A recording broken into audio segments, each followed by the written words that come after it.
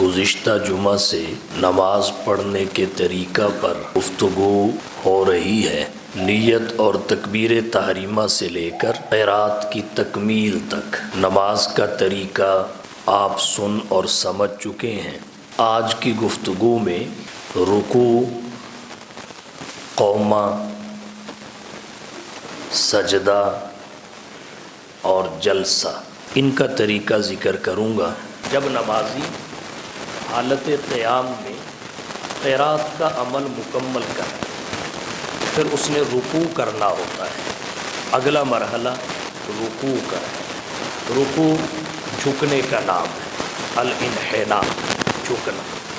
اللہ اکبر کہتے ہوئے نمازی جھکے اور اپنے دونوں ہاتھوں کو اپنے گھٹنوں پہ رکھے، جس کو ہم گودے بولتے ہیں۔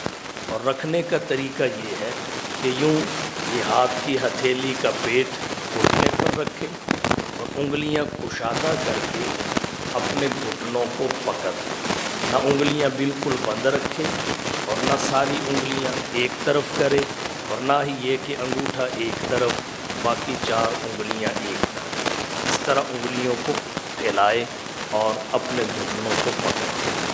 پشت اور کمر سیدھی ہو، گردن اور سر کمر کے برابر ہو۔ ایک بات اور ذہن میں رکھیے، ان بازوؤں میں بھی خم نہ ہو، یہ درمیان سے جھکے ہوئے نہ ہو، اور اسی طرح گھٹنوں میں بھی خم نہ ہو۔ بعض نمازیوں کو دیکھا گیا جب وہ رکوع کرتے ہیں ان کے گھٹنوں میں خم ہوتا ہے اور ٹانگیں ان کی کچھ مڑی ہوئی نظر آتی ہیں، اور بعض نمازیوں کے بازو میں خم ہوتا ہے۔ نہ بازوؤں میں خم ہو، نہ گھٹنوں میں خم ہو، ٹانگیں بھی کسی ہوئی ہوں اور بازو بھی کسے ہوئے، نظر پاؤں کی انگلیوں پر ہو۔ 3 مرتبہ سبحان ربی العظیم پڑھے، یہ رکوع کا طریقہ ہے۔ پھر سمیع اللہ لمن حمیدہ کہتے ہوئے رکوع سے اٹھ جائے۔ یہاں ایک بات ذہن میں رکھیں، اگر تو نماز پڑھنے والا امام ہو وہ فقط سمیع اللہ لمن حمیدہ کہے گا، اسے فقہا کی اصطلاح میں تسمیع کہتے ہیں۔ مقتدی فقط ربنا لک الحمد کہے گا، اسے فقہا کی اصطلاح میں تحمید کہتے ہیں۔ اور جو منفرد ہو، اکیلا نماز پڑھ رہا ہو، وہ دونوں کہے گا، تسمیع بھی تحمید بھی، سمیع اللہ لمن حمیدہ بھی، ربنا لک الحمد۔ جب رکوع سے کھڑا ہو جائے تو اس مرحلہ کو قومہ کہتے ہیں۔ قومے میں بندے کی نظر سجدے کی جگہ پہ ہونی چاہیے اور کچھ نہ کچھ دیر کھڑا رہنا ضروری ہے۔ جناب نبی کریم صلی اللہ علیہ وسلم کے بارے میں احادیث کی کتب میں آتا ہے، آپ جتنی دیر رکوع فرماتے تھے اتنی دیر ہی رکوع کے بعد کھڑے ہوتے تھے قومہ میں۔ تو اتنی دیر اگر ہمارے آج کے دور میں کوئی کھڑا نہ بھی ہو، کم از کم 1 مرتبہ سبحان اللہ کے بقدر ضرور کھڑا ہونا چاہیے۔ اگر 1 مرتبہ سبحان اللہ کے بقدر کھڑا نہیں ہوگا تو یہ واجب ہے، واجب رہ جائے گا، اور واجب جان بوجھ کر چھوڑا جائے نماز دوبارہ پڑھنی پڑتی ہے، اور اگر بھول کر چھوٹ جائے تو سجدہ سہو کرنا پڑتا ہے۔ اس لیے سیدھا کھڑا ہونا بہت ضروری ہے، اس کے بعد سجدہ کی طرف جایا جائے۔ ہمارے آج کے زمانے میں جیسے ہی رکوع سے کھڑے ہوتے ہیں بدن پورا سیدھا نہیں ہوتا، وہیں سے سجدے میں چلے جاتے ہیں۔ جیسے ہی رکوع سے کھڑے ہوئے بدن پورا سیدھا نہیں ہوا، وہیں سے ہی سجدہ میں چلے گئے، یہ درست نہیں ہے۔ قومہ کے بعد اگلا مرحلہ سجدے کا ہے۔ سجدہ کس طرح کرنا ہے اس کا طریقہ بھی سمجھ لیں۔ اللہ اکبر کہتے ہوئے سجدہ میں جانا ہے۔ سجدہ میں جانے کا غلط طریقہ کیا ہے؟ بعض نمازیوں کو دیکھا گیا کہ وہ سب سے پہلے اپنے ہاتھوں کو زمین پہ رکھتے ہیں۔ اس طرح سجدہ کرنا مشکل بھی ہے، لڑکھڑانے اور گرنے کا اندیشہ بھی ہوتا ہے، خلاف سنت بھی ہے۔ سجدے کا اصل طریقہ یہ ہے، مسنون طریقہ، کہ جو عضو زمین کے زیادہ قریب ہے، یعنی وہ پہلے نمبر پہ زمین کے قریب آتا ہے، اسے پہلے نمبر پہ زمین پہ رکھا جائے۔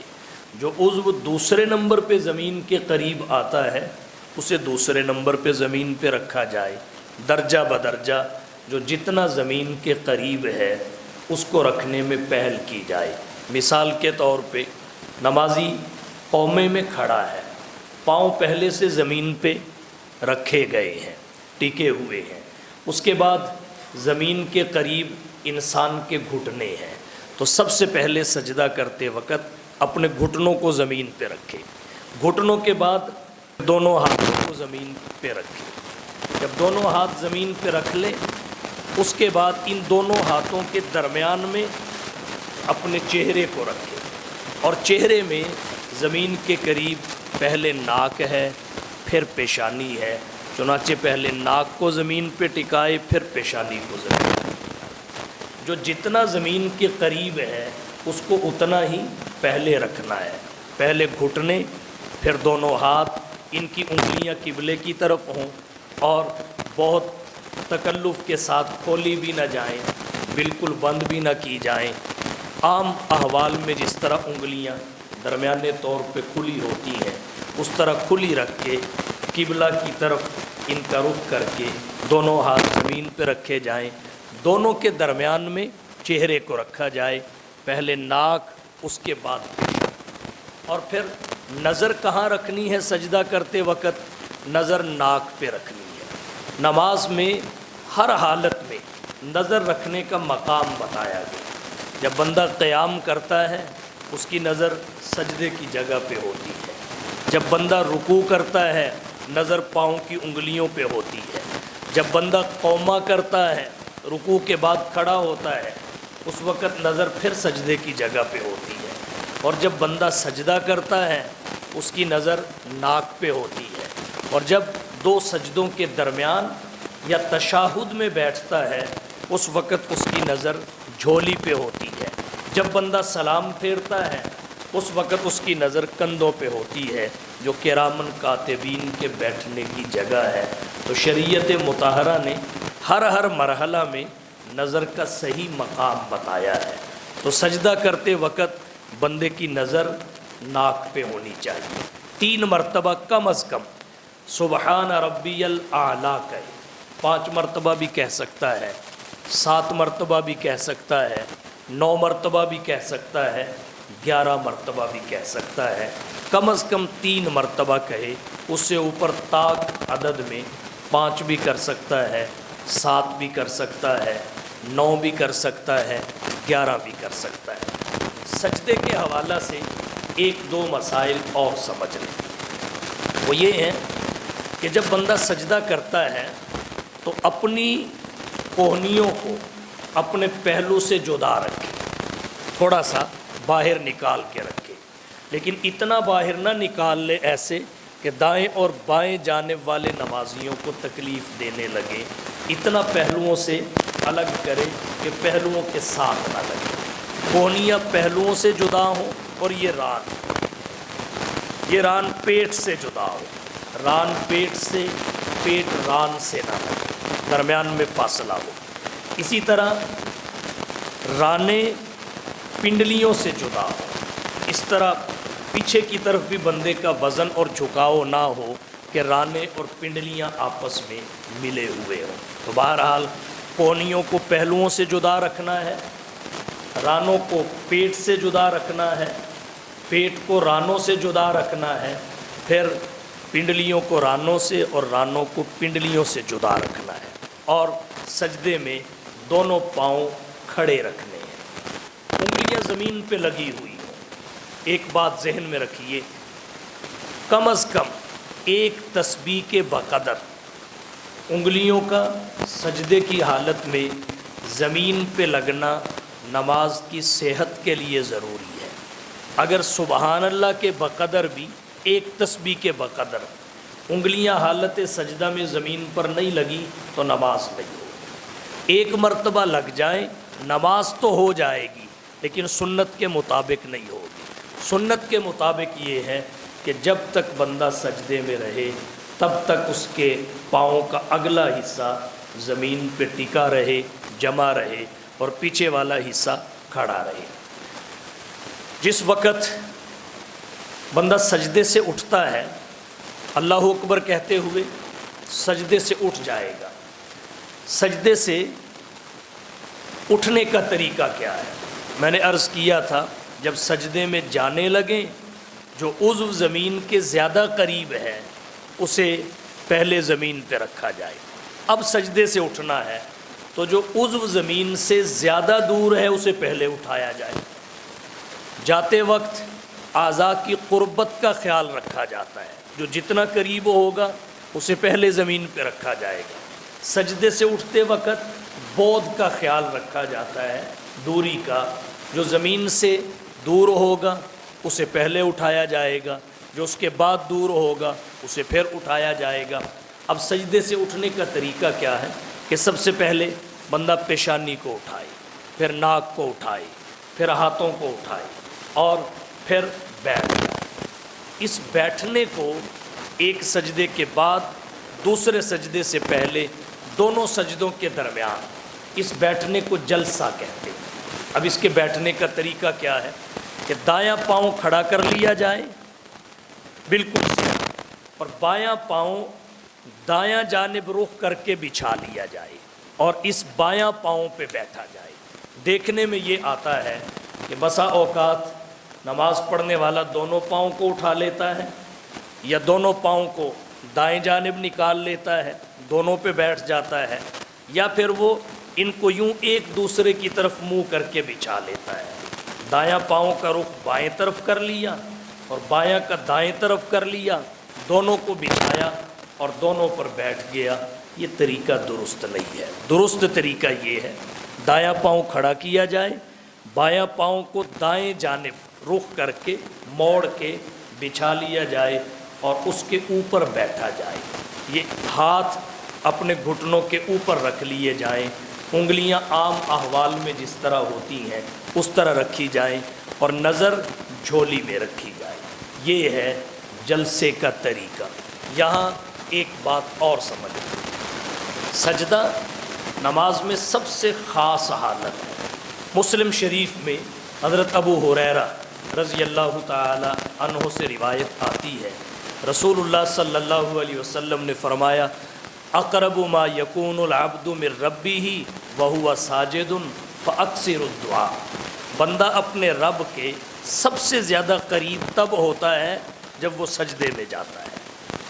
ویسے تو پروردگار ہماری شاہ رگ سے بھی ہمارے زیادہ قریب ہے، لیکن بندے کو رب کا سب سے زیادہ قرب تب ملتا ہے جب وہ سجدے میں جاتا ہے، اپنی جبین نیاز کو اللہ کی بارگاہ میں جھکاتا ہے۔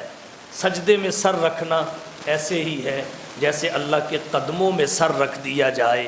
اقرب ما یکون العبد من ربہ وہو ساجد، سب سے زیادہ قریب تب ہوگا جب اس کا سر سجدے میں ہوگا۔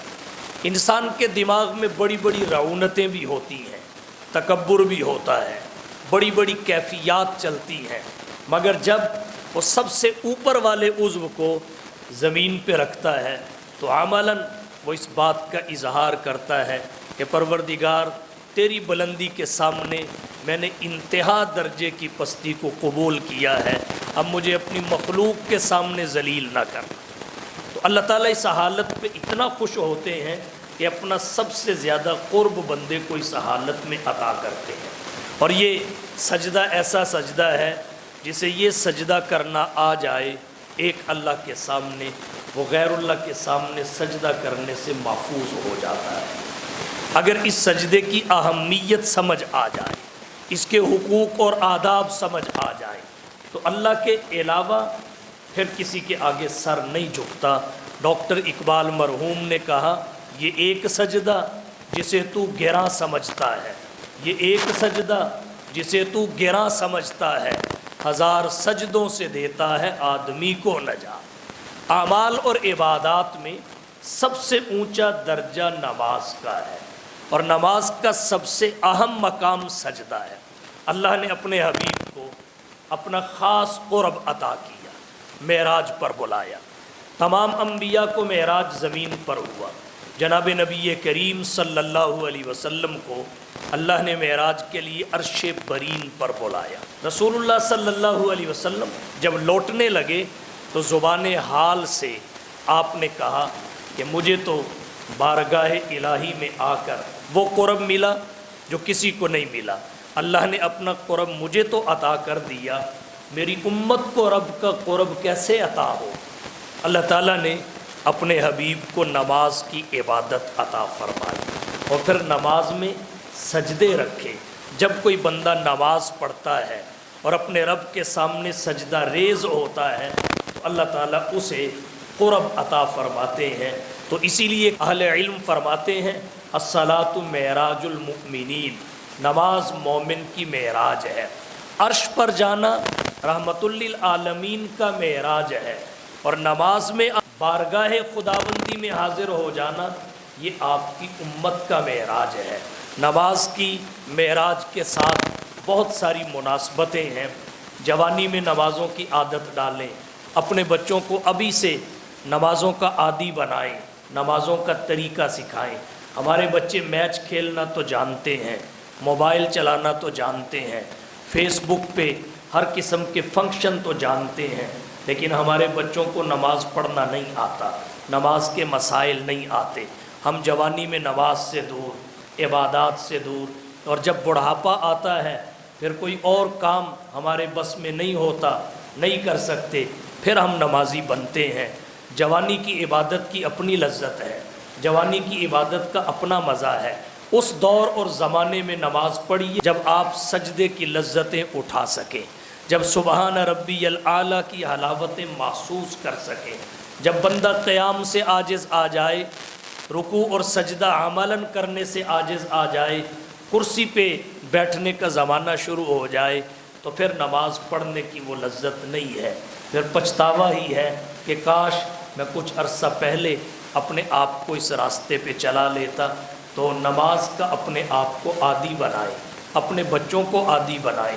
جیسے آپ دیگر امور کی نگرانی کرتے ہیں ویسے ان کی نمازوں کی بھی نگرانی کیجیے، یہ اللہ اور اس کے رسول کا حکم بھی ہے، والدین کی ذمہ داری بھی ہے۔ بہرحال سجدہ یہ خاص مقام ہے، اس میں اللہ کے نبی کی سنت اور طریقے کا پورا لحاظ رکھنا، پورا خیال کرنا ضروری ہے۔ ایک بات اور عرض کر دوں، اسے کہتے ہیں تعدیل ارکان۔ تعدیل ارکان کا مطلب کیا ہے کہ نماز کے تمام ارکان اس طرح اطمینان کے ساتھ ادا کیے جائیں کہ بندہ ان میں شریعت کا اور ان ارکان کا حق ادا کر سکے جو حق بتایا گیا۔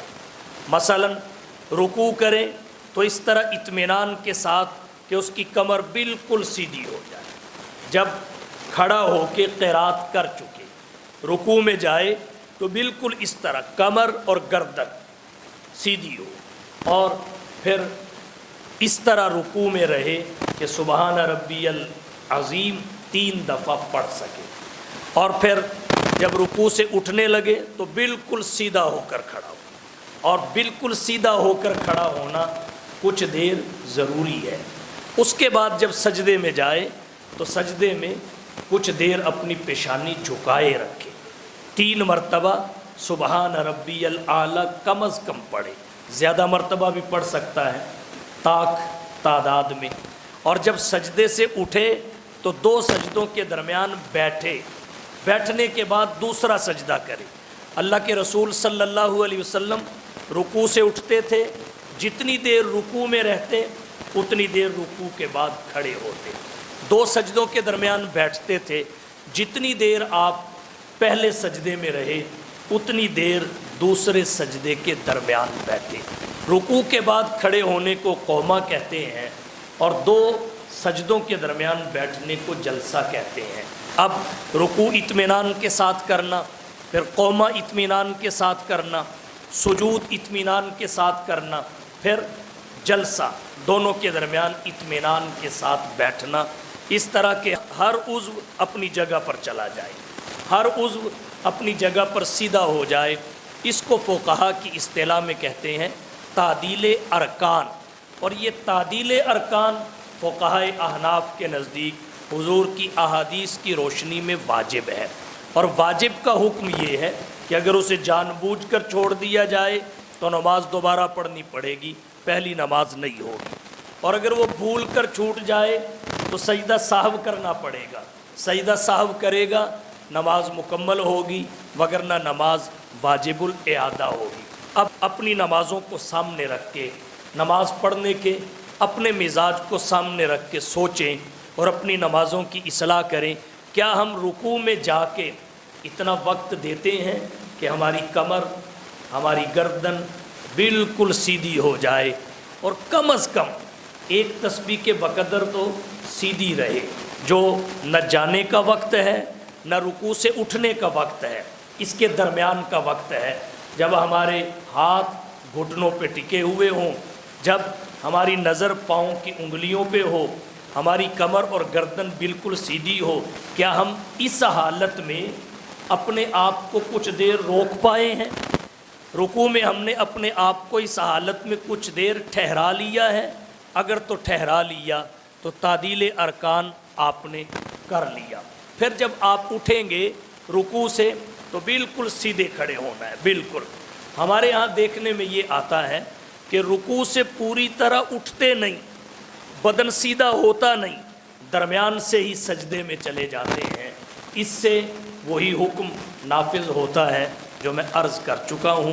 اگر جان بوجھ کر کیا جائے تو نماز دوبارہ پڑھنی پڑے گی، اگر بھول کر کیا تو پھر سجدہ سہو کرنا پڑے گا، یہ واجب ہے، اور بالکل سیدھا کھڑا ہونا ہے۔ پھر بندہ آگے سجدے میں جائے، اور سجدے میں جب آدمی سجدہ کرتا ہے تو صرف پھونگ مارنے کی طرح سجدہ نہیں کرنا، اس میں بھی اس کا خیال رکھنا ہے، تعدیل کا، کہ اپنی پیشانی کو جب زمین پہ رکھ دیا تو پھر اس حالت کو کچھ دیر برقرار رکھنا ہے۔ جب اس حالت کو آپ برقرار رکھیں گے، پھر اٹھ کر بیٹھیں گے تو پھر اتنی دیر ہی بیٹھنا ہے جتنی دیر آپ نے سجدہ کیا۔ چلو اس سے کچھ کم ہو جائے لیکن بیٹھنا تو ضرور ہے۔ اللہ کے نبی تو اتنی دیر ہی بیٹھتے تھے جتنی دیر آپ سجدہ فرماتے تھے، لیکن بیٹھنا ضرور ہے۔ اگر رکوع، سجود، قومہ اور جلسہ ان میں تعدیل جان بوجھ کر چھوڑ دی تو نماز دوبارہ پڑھنی پڑے گی، بھول کر چھوٹ گئی تو سجدہ سہو کرنا پڑے گا۔ اب اپنی نمازوں کا جائزہ لیں، کیا ہماری نمازوں میں یہ تعدیل ہے؟ اس کے بغیر نماز نہیں ہوتی۔ اس پہ میں ایک حدیث پڑھ دیتا ہوں۔ بخاری و مسلم میں حضرت ابو ہریرہ رضی اللہ تعالی عنہ سے روایت آتی ہے۔ حضرت ابو ہریرہ کہتے ہیں ان النبی صلی اللہ علیہ وسلم دخل المسجد، حضور صلی اللہ علیہ وسلم مسجد میں تشریف لائے۔ فدخل رجل، ایک بندہ آیا، صلی، اس نے آ کے نماز پڑھنی شروع کر دی۔ حضور صلی اللہ علیہ وسلم مسجد میں تھے، صحابی آئے، آ کے نماز پڑھنے لگے۔ اس صحابی کا نام حدیث کے شارحین نے خلاد بن رافع لکھا ہے۔ جب نماز پڑھ کے فارغ ہوئے حضور کی خدمت میں آئے، ثم جاء فسلم علی النبی، آپ کو سلام کیا۔ آپ صلی اللہ علیہ وسلم نے فرمایا ارجی، واپس پلٹ جا، فصلی، دوبارہ نماز پڑھ، فإنک لم تصلی، کیونکہ تو نے نماز پڑھی ہی نہیں، تیری نماز ہوئی ہی نہیں، ارجی فصلی فإنک لم تصلی۔ چلا گیا، اس نے دوبارہ نماز پڑھی۔ جب نماز پڑھ کے پھر حضور کے پاس آیا، سلم علی النبی، حضور کو سلام کیا، آپ نے پھر وہی بات کہی، ارجی فصلی فإنک لم تصلی۔ 3 مرتبہ ایسا ہوا۔ پھر 3 مرتبہ کے بعد وہ عرض کرنے لگا، حضور لا احسن غیرہ، میں تو ایسی ہی پڑھ سکتا ہوں، مجھے اس کے علاوہ پڑھنی نہیں آتی، اس لیے علمنی، آپ مجھے نماز سکھا دیجیے۔ پھر اللہ کے رسول صلی اللہ علیہ وسلم نے اس صحابی کو نماز سکھائی۔ فرمایا جب تو نماز کے لیے کھڑا ہو تو فکبر، تکبیر کہہ، تکبیر کہنے کے بعد جہاں سے آسان لگے قرات کر، قرآن کریم کی تلاوت کر۔ پھر آپ نے فرمایا سمر کا حتی تطمئن راکع، رکوع کر اطمینان کے ساتھ کر۔ پھر فرمایا ثم ارفع حتی تعتدل قائما، پھر اطمینان کے ساتھ کھڑا ہو جا، یعنی رکوع سے کھڑا ہوتے ہی سجدے میں نہیں جانا، اپنے آپ کو کچھ دیر کے لیے کھڑا رکھنا ہے۔ پھر فرمایا سجدہ کر حتیٰ تطمئن ساجداً، یہاں تک کہ تیرا سجدہ پورے اطمینان کے ساتھ ہو۔ پھر آپ سجدے سے اٹھیں اور پھر آپ بیٹھیں یہاں تک کہ بیٹھنا حتیٰ تطمئن جالساً، آپ کا بیٹھنا پورے اطمینان کے ساتھ ہو۔ وفعل فی صلاتک کلھا، اور یہ معمول ساری نماز میں برقرار رکھ۔ تو اللہ کے نبی نے 3 مرتبہ اس کی نماز کو رد کیا، فرمایا ارجی، واپس پلٹ جا، صلی فإنک لم تصلی، دوبارہ نماز پڑھ، تیری نماز نہیں ہوئی۔ کمی کیا تھی؟ قیام بھی تھا، رکوع بھی تھا، سجدہ بھی تھا، دیگر امور بھی تھے، تعدیل کی کمی تھی۔ جب تعدیل نہیں تھی تو اللہ کے نبی نے فرمایا دوبارہ نماز پڑھ۔ ہماری ساتھیوں کی نمازیں تعدیل سے محروم ہیں۔ اگر اس حدیث کو سامنے رکھا جائے تو ہماری نمازیں ویسی نہیں ہیں جیسی پڑھنے کا ہمیں حکم دیا گیا ہے۔ ہماری نمازیں واجب الاعادہ ہیں، رکوع سے پورا سیدھا نہیں ہوتے پہلے سجدے میں، ایک سجدے سے پورا بیٹھتے نہیں درمیان سے ہی دوسرے سجدے میں۔ تو سجدوں کو، رکوع کو، قومے اور جلسے کو پورے اطمینان کے ساتھ کیجیے۔ اگلی بات ذہن میں رکھیے، جب 2 سجدے کر کے اٹھنا ہے تو اٹھنے کا طریقہ کیا ہے؟ اٹھنے کا طریقہ یہ ہے کہ آدمی اپنے ہاتھوں کو گھٹنوں پر رکھے اور پنجوں کے بل کھڑا ہو، طاقت کے ساتھ اپنے ہاتھوں کو گھٹنوں پر رکھے اور پنجوں کے بل کھڑا ہو۔ ہمارے ہاں یہ بھی دیکھنے میں آیا ہے کہ جوان لڑکے بھی ہاتھوں کو زمین پہ ٹیک کے کھڑے ہوتے ہیں۔ جب 2 سجدوں سے فارغ ہو جاتے ہیں، رکعت مکمل ہو جاتی ہے، دوسری رکعت کے لیے کھڑے ہوتے ہیں تو ہاتھوں کو زمین پہ ٹیکتے ہیں، پھر کھڑے ہوتے ہیں، ہاتھوں کو گھٹنوں پہ رکھیں اور پنجوں کے بل کھڑے ہوں۔ یہ 1 رکعت مکمل ہو گئی۔ اس کا طریقہ میں نے عرض کر دیا۔ باقی اگر کوئی کسر رہ گئی عملی شکل کو سمجھنے اور جاننے میں تو کل کے فجر کے درس میں انشاءاللہ العزیز اس کی عملی شکل آپ کی توجہ کی نظر کروں گا۔ اللہ تعالی ہماری نمازوں کو درست فرمائے۔ وآخر دعوانا ان الحمدللہ۔